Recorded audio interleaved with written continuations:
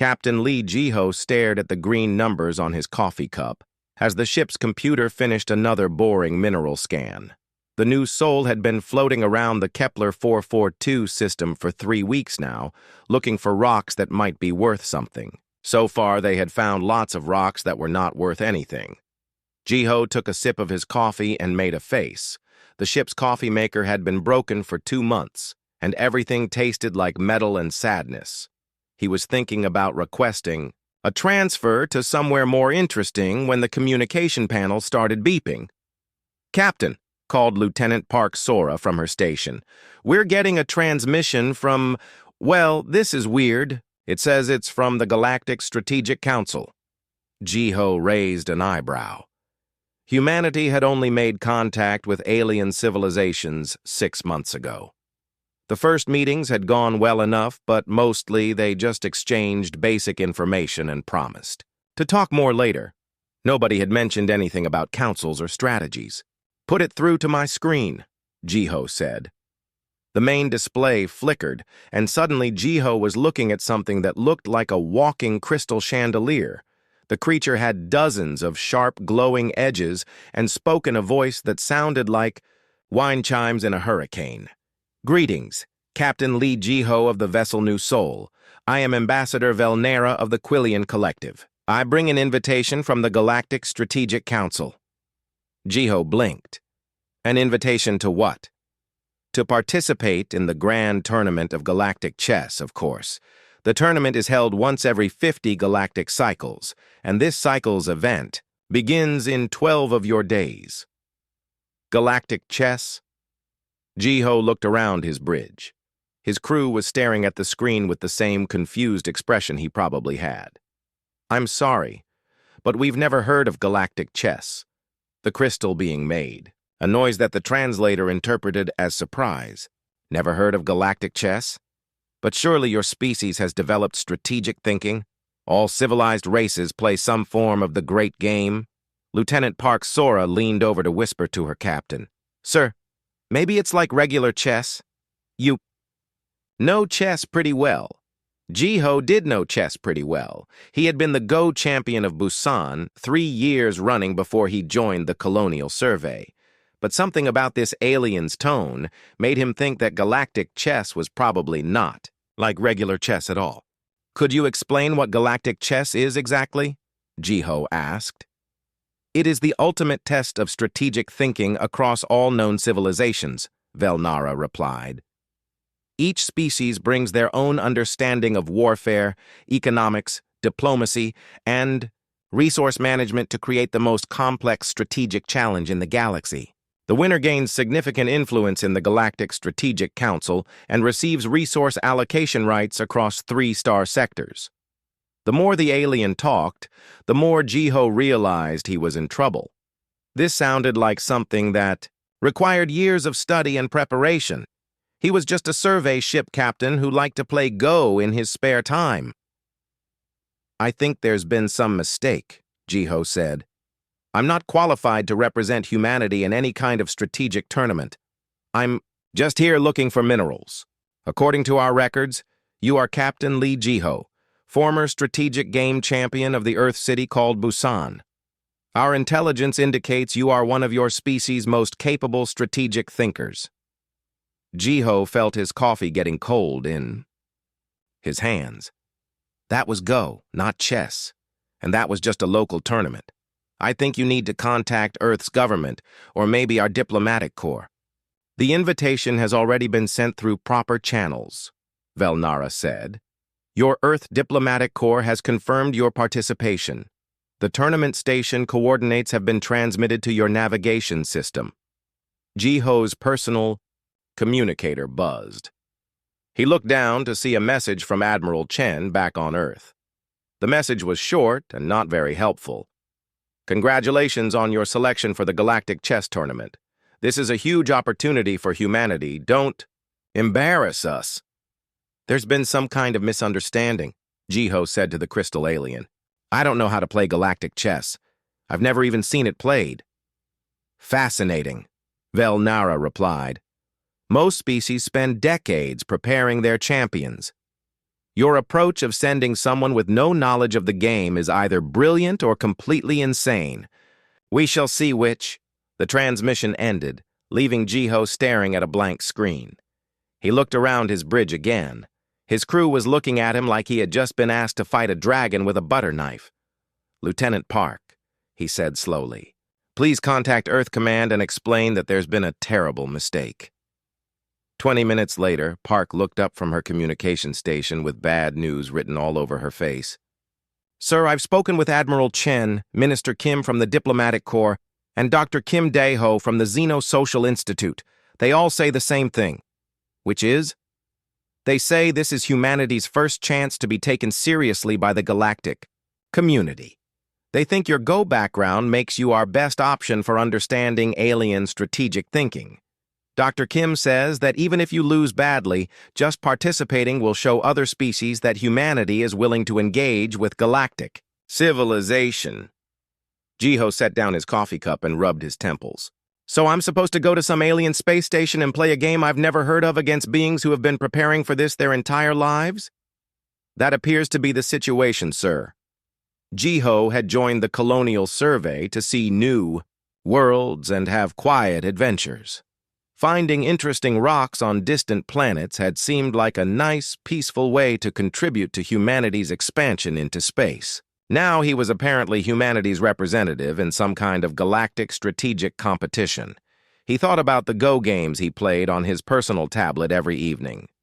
Go was a game about territory and influence, about making small moves that created big advantages over time.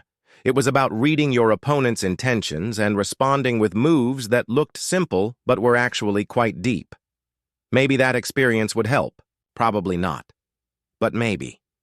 "Lieutenant Park, set course for the coordinates the aliens sent us. And please ask the computer to find everything it can about chess variants, strategy games, and anything else that might be helpful." "Yes, sir." "Sir, if I may ask, are you worried about this?" Jiho looked out at the stars through the bridge windows. Somewhere out there was a space station full of alien strategic masters who had been preparing for this tournament their entire lives. And humanity was sending a guy whose biggest strategic accomplishment was winning a Go tournament at the Busan Community Center. "Park," he said, "I'm terrified." As the new soul changed course toward the tournament station, Jiho went to his quarters and opened his tablet. He played 3 games of Go against the computer, winning all of them easily. The computer was not a very good player, but it was all he had. He tried to imagine what galactic chess might be like. Probably it had more pieces than regular chess. Probably the board was different. Probably the rules were so complex that it would take him months just to understand how the pieces moved. But maybe, just maybe, all those years of playing Go had taught him something about strategy that would help. Go was about seeing patterns and understanding how small moves connected to create large advantages. Maybe that kind of thinking would be useful, even in an alien game, or maybe he would embarrass humanity in front of 12 advanced civilizations and become the most famous failure in galactic history. Only one way to find out. The Nexus station looked like someone had taken a small moon and covered it with glowing metal spikes. As the new soul approached, Jiho could see that each spike was actually a massive docking tower designed for different types of alien ships. Some towers were shaped like twisted corkscrews, others looked like giant flowers made of crystal, and a few seemed to be constantly changing shape. "Captain," Lieutenant Park said from her station, "we're receiving docking instructions. They want us to use Tower 7. It looks normal enough." Jiho nodded and watched through the bridge windows as they slowly moved toward their assigned docking port. The station was huge. Earth's largest space station could probably fit inside just one section of this thing. Lights moved in patterns across its surface that hurt to look at for too long. "How many ships are docked here?" he asked. "Scanners show 12 other vessels, sir. And, sir, some of them are really strange. There's one that appears to be made entirely of some kind of living metal. Another one looks like it's partially existing in a different dimension." As they docked, Jiho felt his stomach twist with nervousness. In a few minutes, he would have to meet the other representatives and pretend he knew what he was doing. Last week of traveling had not made him feel any more confident. He had read everything the ship's computer could find about strategy games, but most of it was just Earth games that probably had nothing to do with galactic chess. The docking tube connected with a soft thump. A few seconds later, the airlock opened and Jiho got his first smell of alien air. It smelled like ozone and flowers and something metallic he could not identify. An alien was waiting for him in the docking area. This one looked like a tall, thin human wearing robes made of liquid starlight. When it moved, the robes shifted and showed what looked like tiny galaxies spinning inside the fabric. "Captain Lee Jiho of Earth," the alien said in perfect English. "I am Magistrate Quen of the Tribunal race. I serve as tournament director for this cycle's grand tournament. Welcome to Nexus Station." "Thank you," Jiho said, trying not to stare at the moving galaxies in the alien's robes. "I have to admit, I'm not sure what I'm supposed to do here. First, you will be shown to your quarters. Then you will meet the other competitors at the opening ceremonies. After that, I will explain the rules of galactic chess to all participants." Magistrate Quen paused. "I must say, your species' approach to this tournament is most unusual." "How so?" "Most races spend several of their generations preparing their champions. They study every recorded game, memorize thousands of strategic positions, and train their representatives from childhood. Yet Earth sends someone who admits he knows nothing about the game." Jiho followed the tournament director through corridors that seemed to be made of some kind of living light. The walls pulsed gently with colors that reminded him of deep ocean, water. "Maybe my government thinks ignorance is a strategy." "Perhaps it is," Magistrate Quen said. "We shall see." They passed through several sections of the station, each one designed for different types of alien biology. One area was filled with thick green gas that glowed softly. Another section was so cold that ice formed on the viewing windows. A third area seemed to have water floating in balls throughout the corridors. "How many different species are competing?" Jiho asked. 12, including humanity. Each represents a different approach to strategic thinking developed over millions of years of evolution and civilization. They stopped in front of a door that looked normal enough. "These are your quarters," Magistrate Quen said. "You have 2 hours to rest before the opening ceremonies. I suggest you use that time to prepare yourself mentally for what you are about to experience." Jiho's quarters were surprisingly comfortable. The room was designed for humanoid beings, with furniture that actually made sense and air that smelled normal. There was a bed, a desk, a small food preparation area, and a large window that showed the spinning neutron star the station orbited. He sat on the bed and tried to think about what he had gotten himself into. In a few hours, he would meet 11 other beings who had trained their entire lives for this moment. They would probably take one look at him and realize that Earth had sent someone completely unprepared. Maybe that was good. If they thought he was harmless, they might underestimate him. In Go, sometimes the best strategy was to look weaker than you actually were, to let your opponent make mistakes while thinking they were winning. But this was not Go. This was something completely different, and he had no idea what rules he would be playing by. 2 hours later, Jiho made his way to the ceremonial hall. The room was enormous, with a ceiling that seemed to show real stars moving overhead. 12 platforms were arranged in a circle, each one designed for a different type of being. As he stepped onto the platform marked with Earth's symbol, Jiho got his first look at his competition. They were the strangest collection of beings he had ever seen. On the platform to his left stood something that looked like a collection of metal spheres floating in formation. When it moved, the spheres rearranged themselves in complex patterns that made Jiho dizzy to watch. A small sign identified, "It is Node Prime Thrix of the Collective." To his right was a creature that seemed to be made entirely of numbers and equations that floated in the air and constantly rearranged themselves.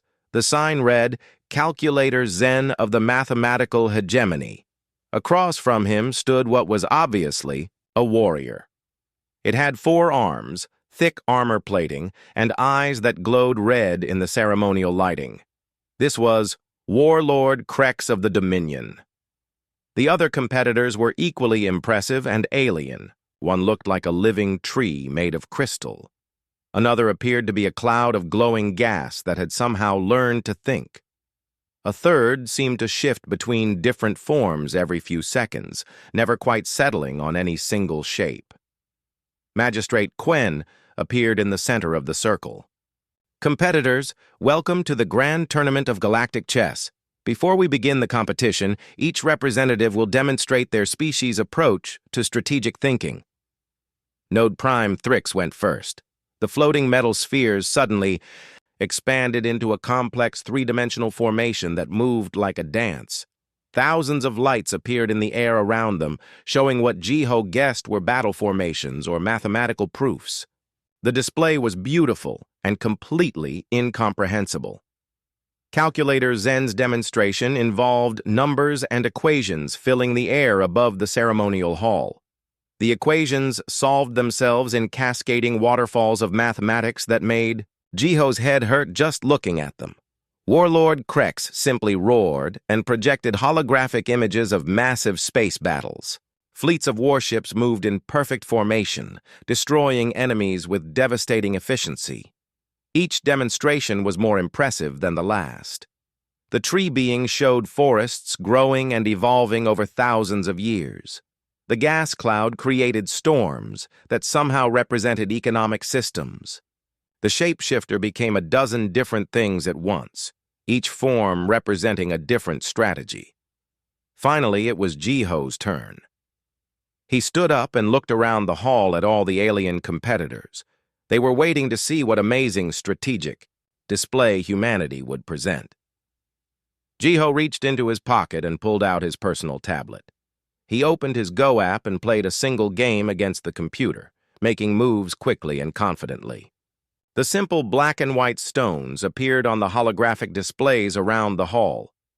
When he won the game, he put the tablet away and sat back down. The hall was completely silent. "That's it?" Calculator Zen asked, the equations around him flickering with what looked like confusion. "That's it," Jiho said. Magistrate Quen made a sound that might have been alien laughter. "Fascinating. Captain Jiho's demonstration raises an interesting question. Is the simplest approach sometimes the most profound? We shall discover the answer in the coming days."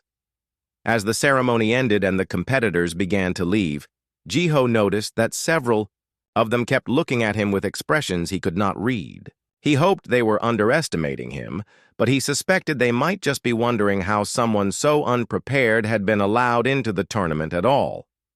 Soon he would find out if his simple approach to strategy could work against the most advanced strategic minds in the galaxy. The thought should have terrified him, but instead he felt oddly calm. After all, he could only do his best with what he knew, and what he knew was how to play Go.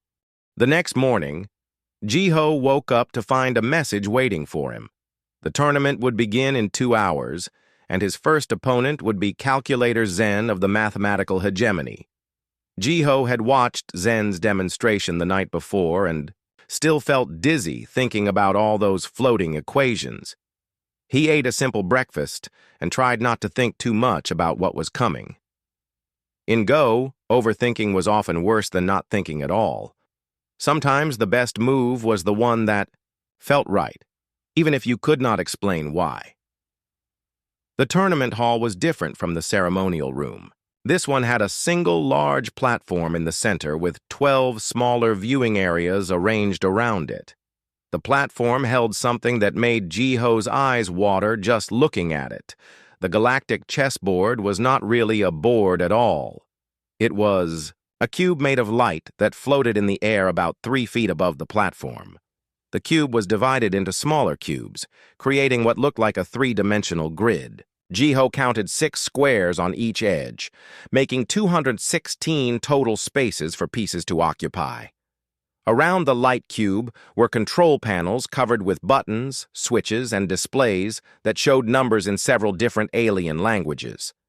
Jiho had no idea what any of them did. Magistrate Quen appeared beside the platform as the competitors took their seats in the viewing areas. Today begins the first round of matches. Calculator Zen of the Mathematical Hegemony will face Captain Li Jiho of Earth. Calculator. Zen floated to one side of the platform. Up close, Jiho could see that the alien was not really made of equations, but rather wore some kind of suit that projected mathematical formulas into the air around him. The equations moved constantly, calculating probabilities and outcomes faster than Jiho could follow. The rules of galactic chess are as follows, Magistrate Quen announced. Each player controls 54 pieces with movement patterns based on their species' military and social structures. The game incorporates time phases where certain pieces can only move during specific periods.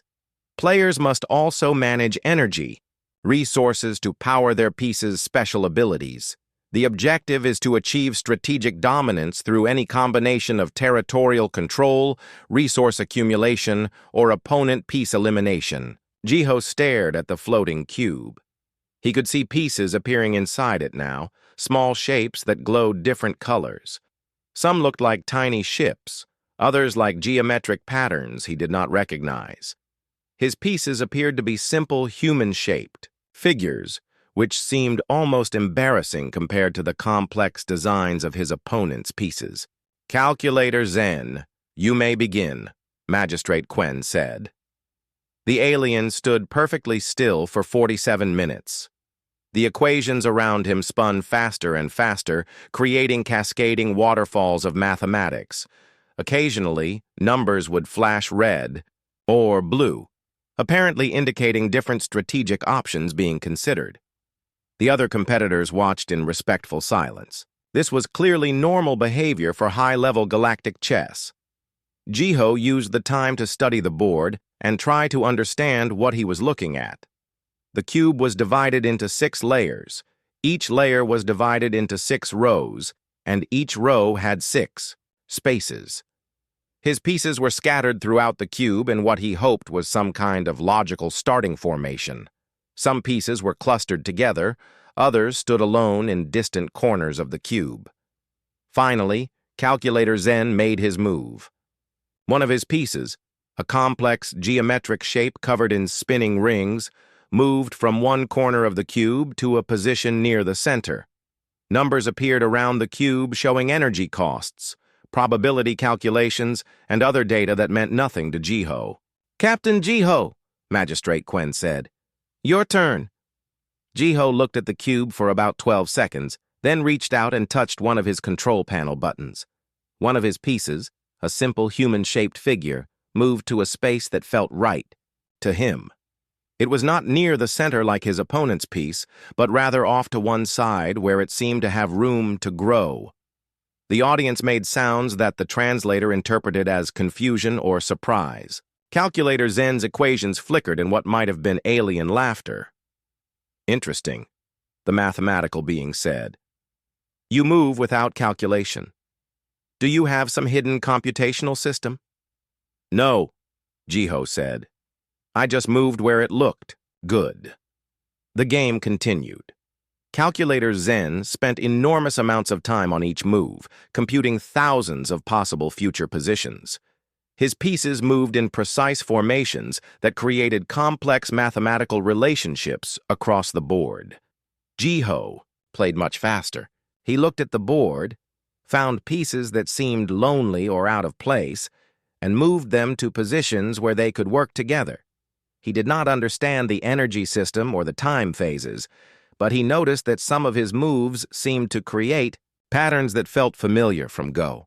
After 2 hours, something strange began to happen. Calculator Zen's computational system started making sounds that suggested strain or overload. The equations around him flickered erratically, and some turned from blue to red. This is impossible, Calculator Zen said. Your moves create exponentially, increasing complexity. Each position you create generates thousands of new variables that must be calculated. Sorry, Jiho said, and moved another piece to what looked like a good spot. The mathematical being's equations began spinning so fast they became blurred. Warning lights appeared on his control panel. The other competitors leaned forward in their viewing areas, apparently fascinated by what they were seeing. I do not understand, Calculator Zen said. You appear to be playing randomly, yet every move creates perfect strategic harmony. How do you calculate such complex interactions without visible computational assistance? Jiho studied the board. His pieces were scattered throughout the cube, but now he could see they were connected in ways that reminded him of Go patterns. Each piece supported several others, and each group of pieces influenced larger areas of the board. I'm not calculating, he said. I'm just trying to make good shapes. Good shapes? Calculator Zen's voice rose to a pitch that hurt Jiho's ears. Strategy is not about shapes. Strategy is about optimal resource allocation and probability optimization. Maybe, Jiho said, and made another move. This move seemed to be the last straw.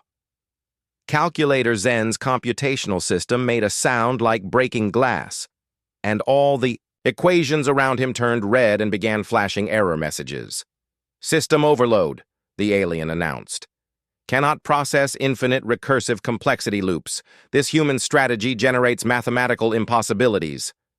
Magistrate Quen approached the platform. Calculator Zen, are you conceding the match? I must. My computational matrix cannot function under these conditions. This human has broken mathematics itself. The audience erupted in sounds that the translator had trouble interpreting. Some seemed angry, others confused, and a few might have been impressed. As Calculator Zen floated away from the platform, still surrounded by flashing error messages, the other competitors stared at Jiho with new interest. He had just defeated one of the galaxy's most advanced strategic minds, and he still had no idea how galactic chess was actually played. Congratulations, Captain Jiho, Magistrate Quen said. Your victory advances you to the next round. Tomorrow you will face Warlord Krex of the Dominion. Jiho nodded and walked back to his quarters, trying to understand what had just happened. He had played the game like Go, focusing on territory and influence rather than trying to destroy his opponent's pieces.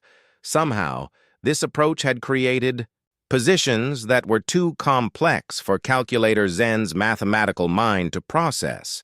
Maybe the key was not to understand galactic chess, but to play it like something he already understood. Go was about making territory through connected groups of stones. Maybe he could make territory in the light cube using connected groups of pieces. Tomorrow, he would find out if this strategy worked against a warrior instead of a mathematician. Warlord Krex would probably have a completely different approach to the game, one based on attack and conquest rather than calculation and optimization. Jiho fell asleep that night, wondering if good shapes would be enough against someone who had spent a lifetime learning how to win wars. News of Jiho's victory spread through Nexus Station like wildfire. By morning, aliens from all 12 species were gathered in small groups, talking in hushed tones about the human who had broken Calculator Zen's mathematical mind. Some seemed excited by this development. Others appeared worried. Jiho ate his breakfast while trying to ignore the stares from other beings in the station's common areas. A few aliens had even tried to approach him, asking questions about human strategics. Philosophy that he could not answer. He kept having to explain that he was just one person and did not represent all human thinking. His second match was scheduled for the afternoon against Warlord Krex of the Dominion. Jiho had watched some recordings of previous tournaments and knew that Dominion representatives always played galactic chess, like a military campaign. They focused on overwhelming force and direct confrontation. This worried him more than Calculator Zen's mathematical approach. In Go, sometimes you could avoid direct fights and win through territorial control. But if Warlord Krex forced him into direct combat, Jiho was not sure his peaceful strategy would work. The tournament hall was more crowded today. Word of yesterday's upset had drawn spectators from throughout the station. Jiho could see aliens, pressed against the viewing windows, all eager to watch the human who had supposedly accomplished the impossible. Warlord Krex was waiting at the platform when Jiho arrived. Up close, the warrior was even more intimidating than he had appeared during the opening ceremonies. He stood nearly 8 feet tall, with 4 muscular arms and armor that looked like it was designed for real combat rather than ceremony. "Human," Warlord Krex said in a voice like grinding stone. "I have studied recordings of your match with the mathematician. Your strategy is weak and unfocused. Today you face a true warrior." "Nice to meet you, too," Jiho said. Magistrate Quen took his position beside the platform. Second round match, Warlord Krex of the Dominion versus Captain Lee Jiho of Earth. Warlord Krex, you may begin. Unlike Calculator Zen, Warlord Krex did not spend long considering his opening move. Within minutes, he had advanced several of his pieces toward the center of the cube in tight formation. His pieces looked like tiny warships and moved in perfect military order. Jiho studied the board. Krex's pieces were arranged like an advancing army, with heavy units in front and support units behind. It was an impressive display of military organization, but it reminded Jiho of something he had learned in Go. Concentrated attacks could be powerful, but they could also be inflexible. Instead of meeting Krex's advance head-on, Jiho moved his pieces to positions around the edges of the cube. He was not sure if this was a good strategy in Galactic chess, but in Go it was often better to let your opponent overextend themselves rather than fighting them where they were strongest. "Coward," Warlord Krex growled. "You run from honorable." "Combat! I'm not running," Jiho said. "I'm just not charging straight at you." The warrior made a sound of disgust and continued his advance. His pieces moved deeper into the cube, claiming territory with overwhelming force. To most observers, it looked like Krex was winning decisively. But Jiho could see something that reminded him of Go patterns. Krex's concentrated army was strong, but it was also isolated. The warrior had focused so much on advancing his main force that he had left his supply lines undefended.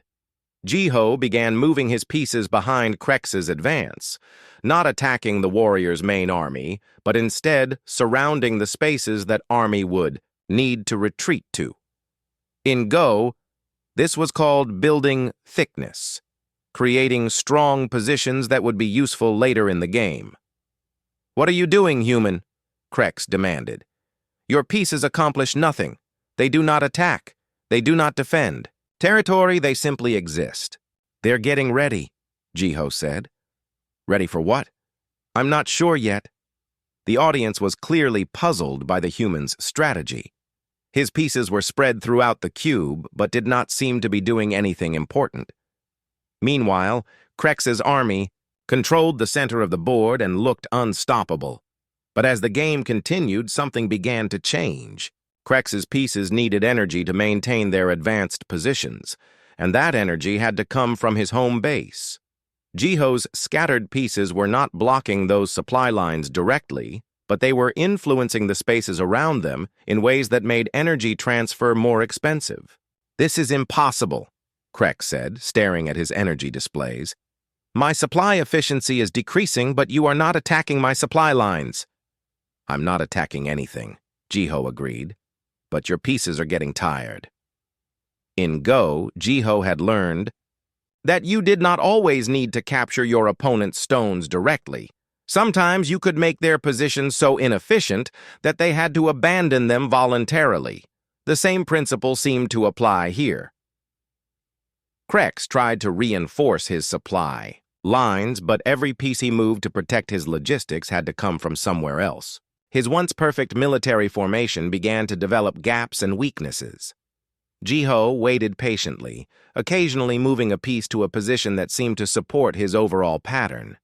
He was not attacking Krex's army, but he was slowly creating a network of mutual support that made his own position stronger and more efficient. The turning point came when Krex realized that his advanced pieces were trapped. They controlled territory in the center of the cube, but they could not retreat without abandoning everything they had gained. They could not advance because Jiho's network prevented them from establishing new supply lines. And they could not stay in place because the energy cost was becoming unsustainable. How? Krex demanded. How have you created a cage without bars? Jiho looked at the board and smiled. It was exactly like a Go pattern he knew well, a large-scale encirclement, where the opponent's stones were not directly captured but became completely useless. I think it's called a net, he said. Warlord Krex stared at the cube for several minutes, his forearms clenched into fists. Finally, he stepped back from the platform. I concede, he said. My forces are tactically intact but strategically helpless. The human has achieved victory through methods I do not understand. The audience erupted in chaos. Aliens were talking excitedly in a dozen different languages, all apparently trying to understand what they had just witnessed. The human had now defeated both a mathematical genius and a military mastermind using the same mysterious strategy. As Jiho walked back to his quarters, he found himself surrounded by curious aliens asking questions he could not answer. How did human strategic thinking work? What was the philosophy behind his approach? Could he teach them these techniques? I just play Go, he kept saying, but that seemed to confuse them even more. Back in his room, Jiho received a message from Dr. Kim. Daeho on Earth. The xenosociologist had been watching the matches and was very excited. Captain Jiho, the message said, you may not realize what you're accomplishing, but you're introducing concepts to galactic civilization that have never existed before.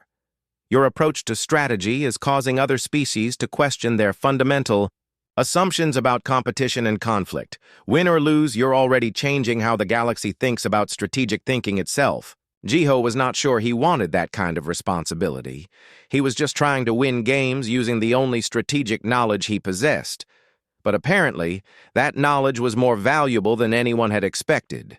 Tomorrow he would face Node Prime, Thrix of the Collective, a hive mind that could process multiple strategies simultaneously. After that, if he kept winning, the challenges would become even greater. But tonight, he would play Go against his tablet and try to understand why patterns that worked for black and white stones on a flat board also seemed to work for glowing pieces in a floating cube. Maybe the galaxy had something to learn from Earth after all. Jiho had won 5 matches in a row, and the galaxy was starting to pay attention. News reports from dozens of worlds were covering the human who was revolutionizing galactic chess through methods no one could explain. Betting odds that had started at astronomical numbers against Earth were now shifting toward something resembling an actual competition. His semi-final opponent was Node Prime Thrix of the Collective, the floating arrangement of metal spheres he had seen at the opening ceremonies. The Collective was a hive mind species, which meant that thousands of individual minds could work together on a single problem. In theory, this should make them unbeatable at any strategic game. Jiho was not looking forward to this match. Defeating a mathematician and a warrior was one thing, but how do you outthink an opponent that could literally think thousands of thoughts at once? The tournament hall was packed. Representatives from species that had been eliminated were staying to watch, and new observers had arrived from across the galaxy. Some came to see if the human could continue his impossible winning streak. Others came hoping to see him finally defeated by a truly superior strategic mind.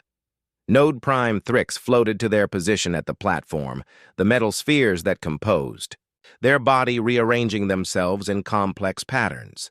When they spoke, it sounded like a chorus of voices all talking at once. Captain Lee Jiho of Earth, they said, the Collective has analyzed all your previous matches. We have identified 47,132 possible strategic approaches you might employ. We have prepared responses to each one. That's a lot of responses, Ji-ho said. Indeed. The collective excels at parallel processing. While you can think only one thought at a time, we can consider thousands of possibilities simultaneously. Today, your unusual strategy meets its end. Magistrate Quen took his position. Semi-final match, Node Prime Thrix of the Collective versus Captain Lee Ji-ho of Earth. Node Prime Thrix, you may begin. The hive mind's opening move was unlike anything Ji-ho had seen before. Instead of moving just one piece, they somehow moved 6 pieces at once, each to different areas of the cube. Their pieces began working together immediately, creating interconnected patterns that covered large sections of the board. Ji-ho stared at the cube. This was not like facing Calculator Zen's mathematical approach or Warlord Krex's military strategy. The collective was playing like a living organism, with every piece connected to every other piece in a vast network of mutual support. He made his usual simple opening move, placing one piece in what felt like a good position. The audience made sounds of disappointment or concern. Against such an overwhelming display of coordination, his single move looked pathetically inadequate. But as the game continued, Ji-ho began to notice something interesting. The collective's pieces moved in perfect harmony because they were all controlled by the same hive mind. Every piece knew exactly what every other piece was doing at all times. This was incredibly powerful, but it also meant that every piece was thinking the same way. The hive mind could process thousands of thoughts simultaneously, but they were all variations of the same basic thought pattern. Ji-ho, on the other hand, made moves that came from gut instinct, pattern recognition, years of Go experience, and sometimes pure guesswork. His pieces did not move in perfect coordination because his human brain could not manage that level of complexity. But that lack of perfect coordination was starting to look like an advantage. The collective's pieces expected Ji-ho's pieces to behave logically and predictably. When his pieces did something unexpected, the hive mind had to recalculate their entire strategy to account for the new information. This took time and processing power. Your moves are random, Node Prime Thrix said, their spheres spinning faster with what might have been frustration. They serve no logical, strategic purpose. They're not random, Ji-ho said, moving another piece to a position that felt right. They're just not what you expected. The collective can predict any rational strategy. Your moves appear to follow no rational pattern. Maybe rationality is overrated. This seemed to genuinely confuse the hive mind. Their spheres began rearranging themselves in increasingly complex patterns, apparently trying to process the concept of intentionally irrational strategy. As the game progressed, something remarkable began to happen. The collective's perfect coordination began to work against them. Because every piece was controlled by the same mind, they all made the same assumptions about what Ji-ho's moves meant. When those assumptions turned out to be wrong, every piece had to change its strategy at the same time. Ji-ho's pieces, meanwhile, continued to follow the mysterious patterns he had learned from Go. Each piece supported the others, but in flexible ways that could adapt to changing circumstances. When the collective tried to attack one group of his pieces, other groups would automatically become stronger without any conscious planning on his part. This should not be possible, Node Prime Thrix said. Their spheres were spinning so fast, they looked like a metallic tornado. The collective processes 50,000 strategic calculations per second. No single mind can compete with such processing power. I'm not trying to compete with your processing power, Ji-ho said. I'm just playing the game. But how do your pieces coordinate without central control?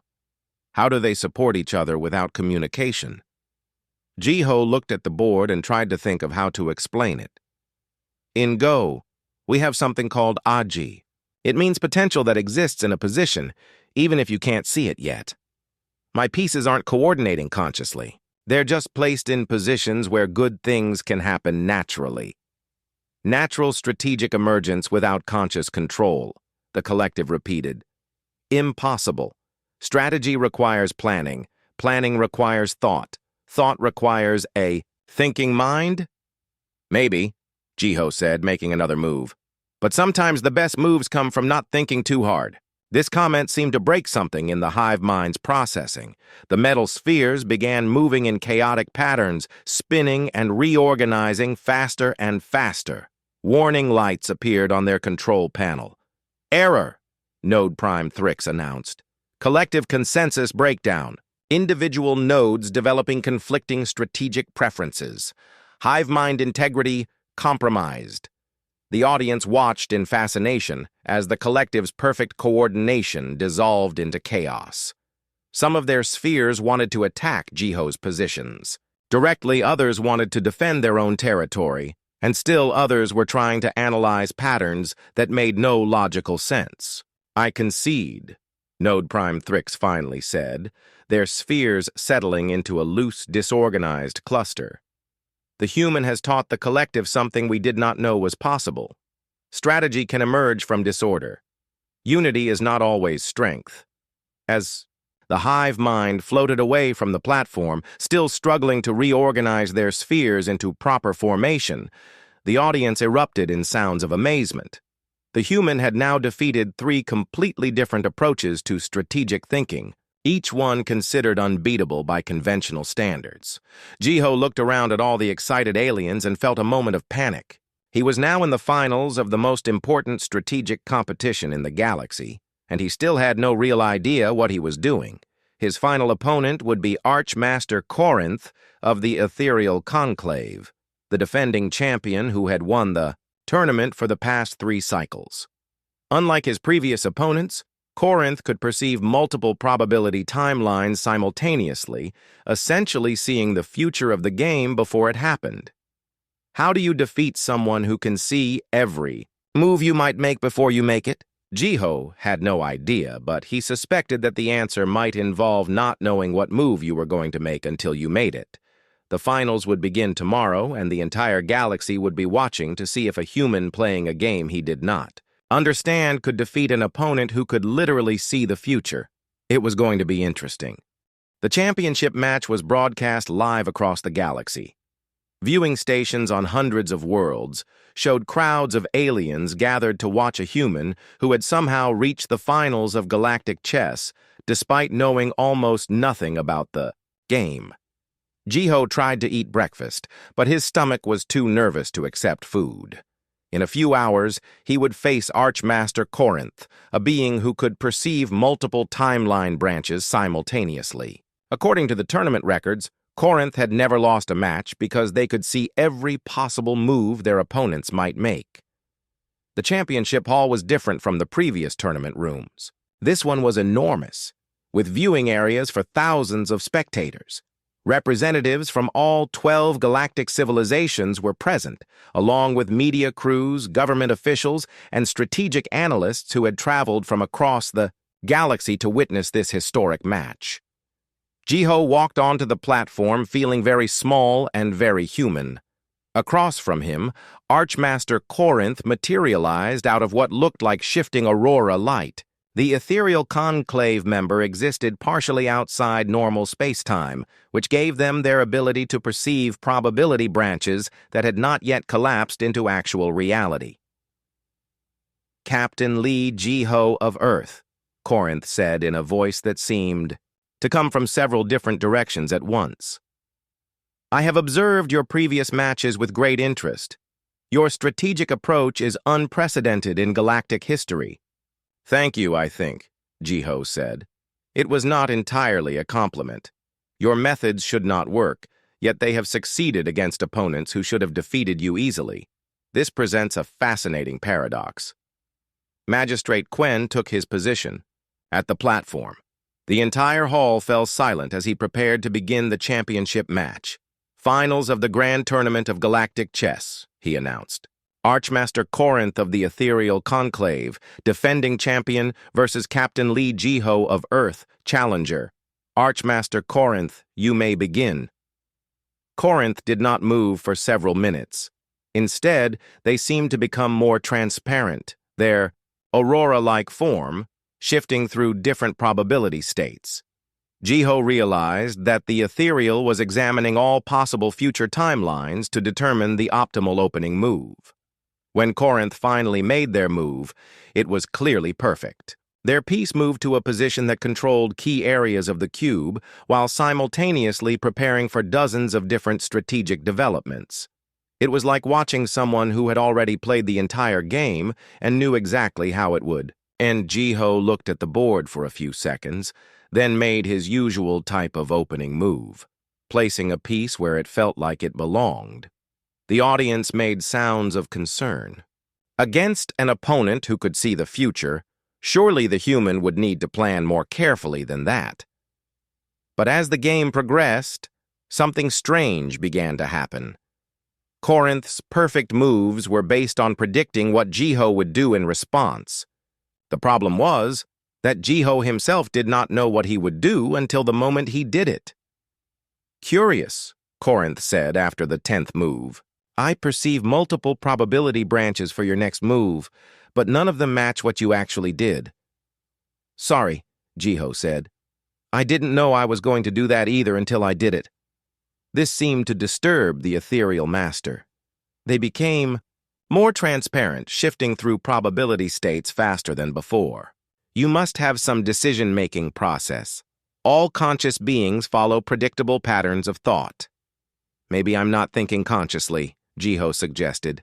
"Maybe I'm just responding to what the board tells me." "Boards do not communicate," Corinth said firmly. "They are arrangements of matter and energy with no consciousness." "Are you sure about that?" Corinth paused, their form flickering between several different probability states. "You suggest the board itself is making your moves?" "Not making them," Jiho said, studying the cube, "but maybe suggesting them.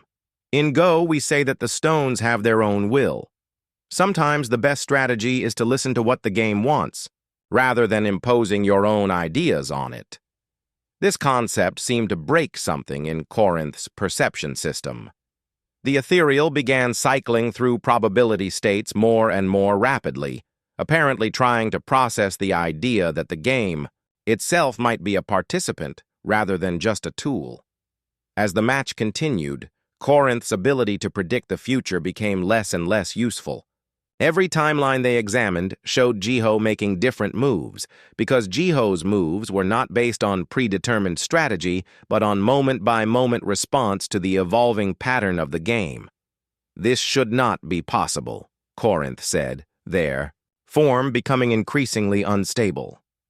"I see infinite timeline branches, all equally probable. Your future moves exist in quantum superposition until the moment you observe the board and collapse the possibilities into a single reality." "That sounds complicated," Jiho said. "I just play where it looks good." "But you are determining what looks good based on criteria that do not exist until the moment of observation. You are making the game uncertain about its own future." Jiho made another move, one that surprised even him. The piece seemed to move to exactly the right spot, creating connections with other pieces that he had not consciously planned. Corinth's form began to flicker more rapidly. "I cannot predict moves that are not determined by the player until the moment of execution. Your consciousness is entangled with the quantum state of the game itself." Is that bad? It is impossible. Yet it is happening. The turning point came when Jiho created what Go players would recognize as a cosmic-level Seki, a balance where both sides were alive, but neither could improve their position without destroying themselves. In galactic chess terms, this created a stable configuration that could not be broken by force or calculation. Corinth stared at the board for a long time, cycling through probability states so rapidly that they became almost invisible. Finally, they solidified back into their normal aurora form. "I concede," they said quietly. The hall erupted in chaos. Aliens were making sounds of amazement, confusion, and celebration in dozens of different languages. The human had won the grand tournament. Of galactic chess? But why? Someone called out from the audience. You could see the future. How did you lose? Corinth turned toward the viewing areas. I lost because I learned something new. Captain Jiho has shown us that perfect knowledge can become a limitation. By seeing all possible futures, I became trapped by the idea that one of those futures must be correct. The human taught me that sometimes the best strategy is to accept that the future cannot be perfectly known. Magistrate Quen approached the platform carrying what looked like a crystal sculpture containing actual starlight. Captain Li Jiho of Earth, you are the new Grand Champion of Galactic Chess. You have achieved something unprecedented in galactic history. Jiho accepted the trophy, still feeling confused about what exactly had happened. I'm not sure I actually won, he said. I think maybe everyone learned something, and that was the real victory. Perhaps, Magistrate Quen said. The Galactic Strategic Council has asked me to extend an invitation. They would like humanity to help redesign the political structure of galactic civilization. Your species has demonstrated a different way of understanding strategic problems, and we believe this perspective could benefit all civilizations. As the ceremony concluded and aliens from across the galaxy approached to congratulate him and ask questions about human strategic philosophy, Jiho felt overwhelmed. He had come here expecting to embarrass humanity and instead had apparently revolutionized galactic thinking about strategy and competition. Later, in his quarters, he received a message from Dr. Kim Daeho on Earth. Congratulations, Captain. You have accomplished something remarkable. You showed the galaxy that there are different ways to approach complex problems, and that sometimes the most profound solutions come from accepting uncertainty rather than trying to control every variable. Jiho smiled and opened his tablet to play a game of Go against the computer. The simple black and white stones appeared on the screen, and he felt the familiar calm that came from playing a game he understood. Tomorrow, he would begin the journey, home to Earth, carrying with him the knowledge that sometimes the best way to win was not to try too hard to win. The galaxy had taught him about galactic chess, but more importantly, he had taught the galaxy about the strategic wisdom of accepting imperfection and finding strength in uncertainty. The tournament was over, but the real game, the one where different civilizations learned to understand each other, was just beginning. As he made his first move against the computer, Jiho wondered if the aliens would be interested in learning Go. Something told him they would find it very different from what they expected, just like he had found galactic chess to be very different from regular chess. Maybe that was the point. Maybe the most important games were always different from what you expected, and the best way to play them was to remain open to surprise. He won the Go game easily, smiled, and started another one. Some things, at least, remained comfortably familiar.